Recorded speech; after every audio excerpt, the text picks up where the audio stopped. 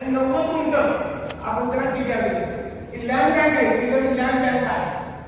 भविष्यामध्ये TDR bank म्हणून आपण त्याला लँड बँक बनवू. त्यावेळेला त्याच्यापैकी एखाद्या बँकेला आपण टाईप करू. समजा माझ्याकडे टीडीआर समजा आपण ज्याला हस्तांतरित करतोय ती म्हणजे आई गाव आहे, त्यांना 90,000 जास्त आपण टीडीआर देतो. 90 गुंठ जमीन आहे त्यांची. त्या जमिनीनुसार त्याला मला म्हणजे काय म्हणू शकतं.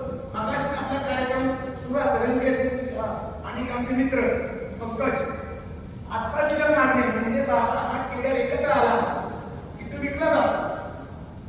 मिनिमम मालकाला जर सांगतो मी काय म्हणजे आकडा बरोबर नाही, परंतु चांगले पैसे शेतकऱ्याला मिळतील. आणि बाबांनी तुम्हाला आग्रह करून बोलवलं मला टीडीआरच्या कार्यक्रमात मुद्दा मिळेल हा मेसेज आहे. मलकापूरमध्ये अनेक शेतकऱ्यांच्या शेवटी विकास म्हणले की आगाच्या बरे भाग आहे, रस्ते आहे, आता सुरत बनलेलं गार्डन करायचं आहे, मंडई करायची, जागा तर काय करणार.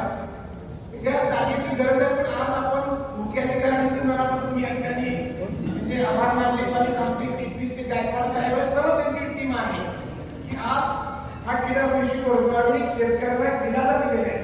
मलकापूरच्या दृष्टीनं आजचा दिवस हा फार मोठा एक विकासाचा दगड असते म्हणे की आणखी टप्पा आपण पार केला आणि त्या कार्यक्रमाला बाबा या ठिकाणी आहे.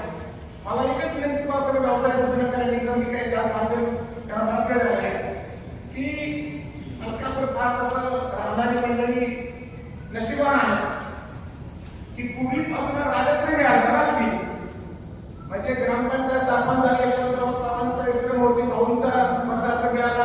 मधल्या काळामध्ये क्रमांताई चव्हाण काकी होते, अभिलाषराव देशमुख साहेब होते, पितृराव बाबा होते आणि आपण बाबा यांना फडणवीस साहेब.